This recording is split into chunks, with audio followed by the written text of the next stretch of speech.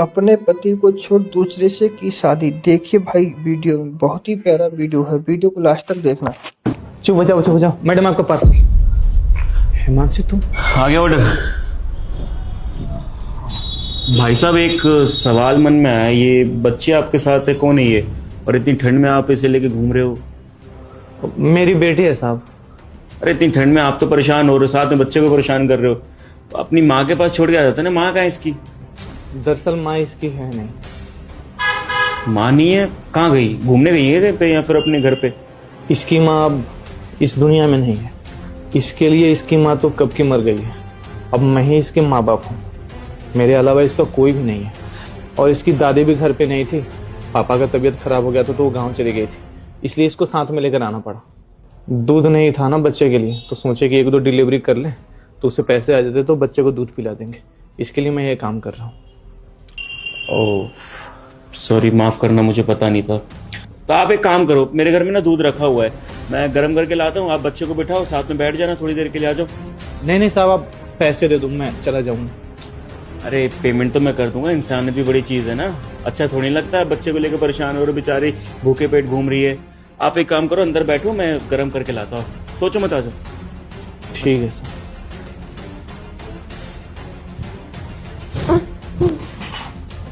बैठो। क्या नाम है बच्ची का? इसका सान्वी पांडे।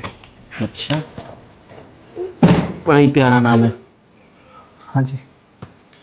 वैसे भाई साहब एक सवाल मन में आ रहा है मेरे, आपने ढंग से मुझे बताया नहीं। मतलब इसकी माँ नहीं रहती साथ में, इस दुनिया में नहीं है, कहाँ गई है? मैं जान सकता हूँ क्या हुआ है?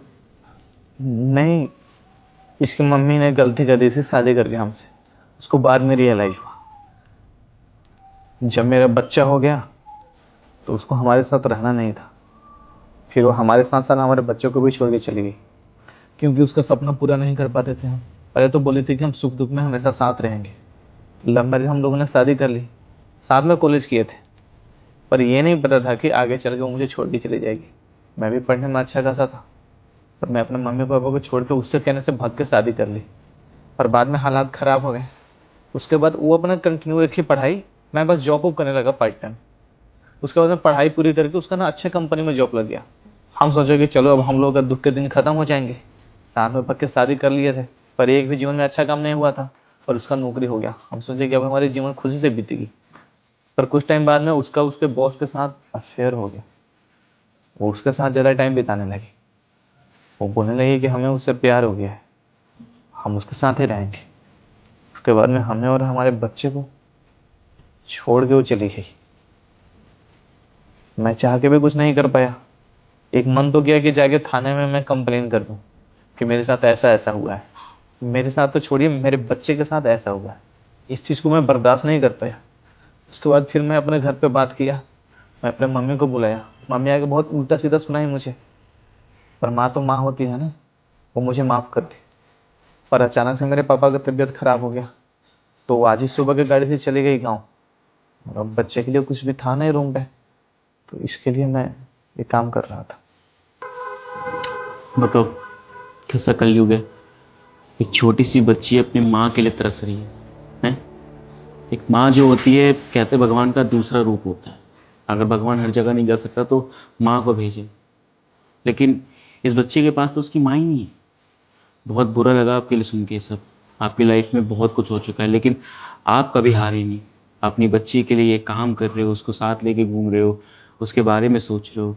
भाई साहब देखिए, जान के तो बहुत दुख हुआ, लेकिन मैं कुछ कर भी नहीं सकता। बट उसकी माँ को भी शर्म आनी चाहिए। चंद पैसों के लिए मतलब अफेयर कर रही है, पैसों के लिए लालची बन रही है, अपने बच्चे के बारे में नहीं सोच रही है बल्कि अपने बारे में सोच रही है। ऐसी कौन सी माँ होती है, हैं? लेकिन जैसे आपने बताया ना मुझे कि वो बॉस के साथ अफेयर, तो ये बड़ा अजीब लगा मुझे। आपको मैं अपनी एक पर्सनल चीज़ बताता हूँ। जैसे कि आपने मुझे बताया ना, ये हिमांशी है मेरी वाइफ। ये भी मुझे मेरे ऑफिस में मिली थी, मेरी कंपनी है पीछे। तो वहाँ पर मैंने इसके बारे में पूछा, इसने मेरे बारे में जाना, तो धीरे धीरे हमारे बीच में प्यार बढ़ा। फिर मैंने हिमांशी से शादी कर ली। लेकिन ये सुन के ना मुझे डर लग रहा है। बट हाँ, एक चीज़ लेके मैं सिक्योर हूँ कि हिमांशी कभी भी इन फ्यूचर कभी भी ऐसा कुछ नहीं करेगी जिसकी वजह से मुझे ये सब काम करना पड़े, ऐसी नौबत मेरे पास आए। क्यों हिमांशी, तो मुझे धोखा तो नहीं दोगी ना? नहीं, कभी नहीं। मुझे पता है हिमांशी मेरी कभी मुझे धोखा देगी ही नहीं। मेरी भी वाइफ ऐसे ही थी साहब, देखने में एकदम भोली भाली थी। कभी सोचा ही नहीं था कि वो मेरे साथ ऐसा करेगी। वो भी हमसे बोलती थी कि जीवन में चाहे सुख हो या दुख हो, पर तुम्हारा साथ कभी नहीं छोड़ेंगे। पर वो मुझे छोड़ के चली गई। चलिए भगवान से हम प्रार्थना करेंगे कि आप लोग की जोड़ी सही सलामत रहे। शुक्रिया भाई, आप जैसे कि दुआ लगेगी तो हमेशा सलामत रहेगी। अच्छा, आई एम रियली सॉरी, वो मैंने तो दूध के लिए बुलाया था, मैं भूल गया कि बच्ची को भूख लगी हुई है। ज़्यादा बातें कर ली ना मैंने, तो एक काम करता हूँ, बच्ची के लिए दूध गर्म करके लाता हूँ, आप 2 मिनट बैठिए। हिमांशी देखना, ठीक है? अभी लाया मैं।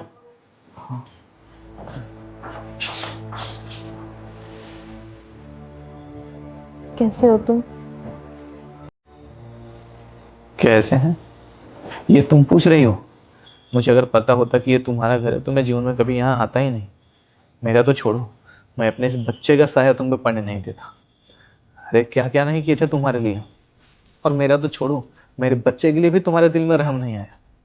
कैसे तुम हम दोनों की जिंदगी खराब करती। और मुझे पता है दिन रात रोटी है अपने माँ के लिए। मैं तो अपने दिल को मना लेता हूँ, पर इसका क्या कसूर था? इसने कौन सी गलती करी थी कि तुम इसको भी छोड़ के आ गई? अरे इसको तो अपना सकती थी ना। चलो हमें छोड़ देती, कोई फर्क नहीं पड़ता है। मैं नहीं अपना सकती थी सानवी को। मैं अगर सानवी को अपने साथ लेके जाती तो मेरी इनसे शादी कभी नहीं हो पाती। मैं स्वार्थी थी अभी तक।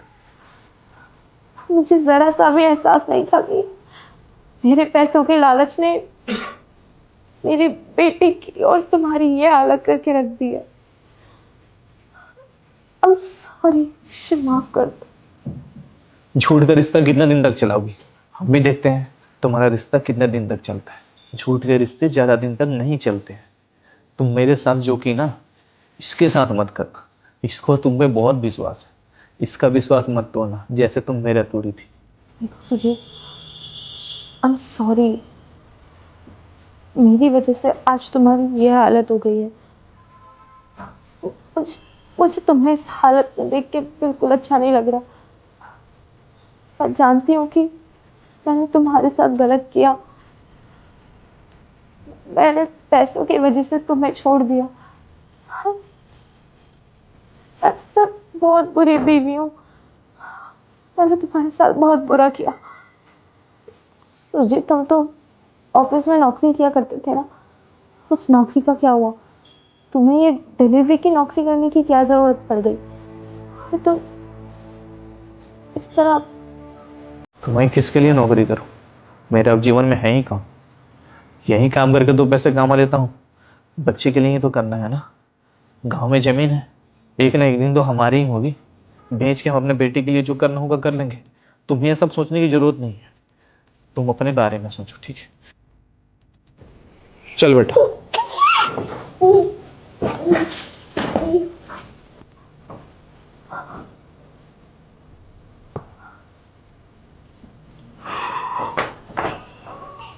ये भाई साहब कहाँ गए बच्ची को साथ लेके? वो उनकी बेटी ना थोड़ा ज्यादा रो रही थी तो वो जल्दबाजी में लेके चले गए। ऑर्डर के लिए बोल रहे थे, ऑर्डर देना है। बताओ, उनके लिए मैं दूध लेकर आया था। मैंने सोचा बच्चे का पेट भर जाएगा, दूध पी लेगी।